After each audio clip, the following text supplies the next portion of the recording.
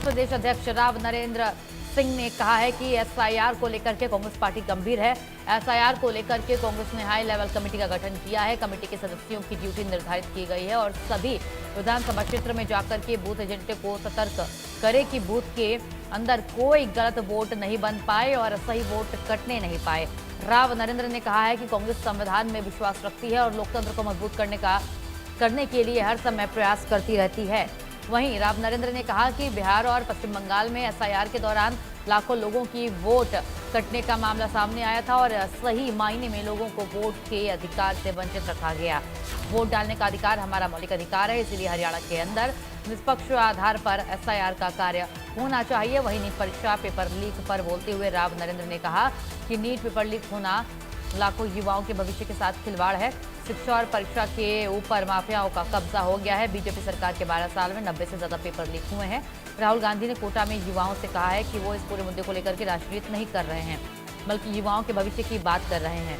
Congress party के सभी संगठन प्रदेश भर में युवाओं के लिए आवाज उठाने का कार्य कर रहे हैं। युवाओं को जागरूक किया जा रहा है और इस तरह की घटना भविष्य में दोबारा ना हो, दोषियों को सजा मिले। उन्होंने कहा है कि देश के शिक्षा मंत्री को नैतिकता के आधार पर पद से इस्तीफा देना चाहिए था, लेकिन भाजपा के नेता कितना भी बड़ा कांड कर दे, पार्टी उनसे कभी इस्तीफा नहीं लेती।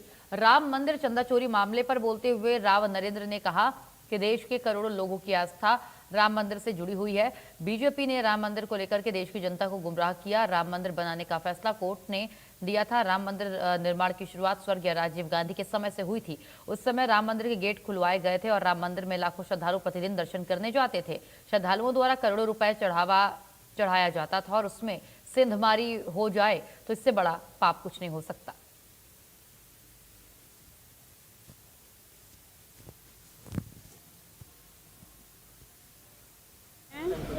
एक तो मुद्दा पूरे प्रदेश में एसआईआर का मुद्दा चल रहा है आपके सामने। कांग्रेस पार्टी इसके प्रति बड़ी गंभीर है। हमने हाई लेवल कमेटी बनाई, चंडीगढ़ के अंदर भी उसकी मीटिंग बुलाई और सभी कमेटीज के मेंबर साहिबानों की ड्यूटी लगा करके पूरे हरियाणा के अंदर हमारा प्रयास है। हर विधानसभा स्तर के अंदर BLA 1 का हमने ड्यूटी फिक्स कर चुके हैं, BLA 2 बना चुके हैं। उसके बाद में ताकि विधिवत रूप से वो लोग ध्यान रखें, हमारे बूथ एजेंट जो BLA 2 कहते हैं, कि उनके अपने बूथ के ऊपर कोई गलत वोट न बन पाए, सही वोट कटने न पाए। जिनकी उम्र 18 साल हो गई, बेटा है, बेटी है, या जो नई शादियां होकर बच्चियां आ रही हैं, उनका सबके वोट बनाए जाए। साथ में जिनकी मृत्यु हो चुकी है या ट्रांसफर हो चुके हैं, वहां पर नहीं शिफ्ट हो गए हैं, उनके वोट काटे जाए। कांग्रेस पार्टी संविधान में विश्वास करती है और लोकतंत्र को मजबूत बनाने के लिए पूरी तरह से दिन रात प्रयास कर रही है।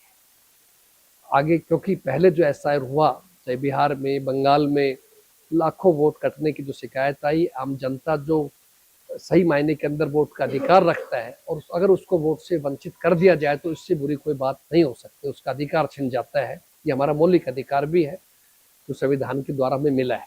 इसलिए हम पूरी तरह से चाहते हैं हरियाणा के अंदर निष्पक्ष तरीके से काम होना चाहिए। एक कार्यक्रम छात्रों की गूंज के नाम से जो प्रोग्राम हमारे जननेता आदरणीय राहुल गांधी जी ने कोटा से स्टार्ट किया है।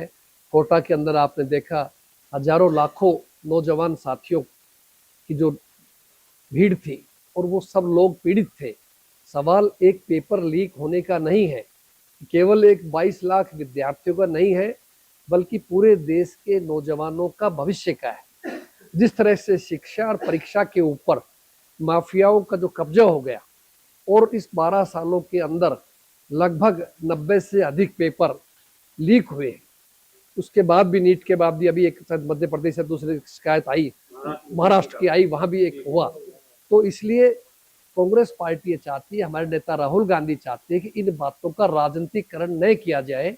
इसलिए हमारा ये प्रयास रहा कि हम इस मामले के अंदर पूरी तरह से एक हो। कांग्रेस पार्टी, हमारे यूथ कांग्रेस, हमारी NSUI, तमाम कांग्रेस के संगठन पूरे प्रदेश के अंदर इस कार्यक्रम को हम जगह जगह चला रहे हैं, लोगों को जागरूक कर रहे हैं। उनको नौजवानों के भविष्य की चिंता है और हम चाहते हैं कि घटना भविष्य में ना हो और जो दोषी हैं उनके खिलाफ सख्त कार्रवाई की जाए। और शिक्षा मंत्री भारत सरकार जो धर्मेंद्र प्रधान जी है, उनको नैतिकता के आधार पर इस्तीफा दे देना चाहिए था। लेकिन ये भारतीय जनता पार्टी की, आप जानते हैं कि वो कभी इस्तीफा लेते नहीं, चाहे कितने बड़े से बड़ा भी कोई कांड कर दे, काम कर दीजिए। अभी आपके सामने एक बहुत बड़ा मुद्दा आया राम मंदिर का। देश के करोड़ों करोड़ों लोगों की आस्था जुड़ी हुई धर्म के प्रति, भगवान के प्रति, और जिस बात का भारतीय जनता पार्टी ढिंढोरा पीटती थी कि हमने भगवान राम का मंदिर बनाया, हालांकि सुप्रीम कोर्ट के आदेश से बना। सबसे पहले अगर कोई शुरुआत की तो स्वर्गीय श्री राजीव गांधी जी के टाइम से शुरुआत हुई थी, जो गेट खुलवाए गए थे। लेकिन फिर भी हमें कहते हैं एक मंदिर बना अच्छी बात है। देश के लोग 5 से 10 लाख लोग प्रतिदिन अब भी जाते हैं और करोड़ों करोड़ों अरबों रुपए उस चढ़ावे के रूप में आ रहा है, और उस मंदिर के अंदर सेंध लग जाए धर्म के काम के पर, मैं को इससे बड़ा पाप कोई हो नहीं सकता। प्रधानमंत्री जी को खुद हस्तक्षेप करना चाहिए इस मामले के अंदर।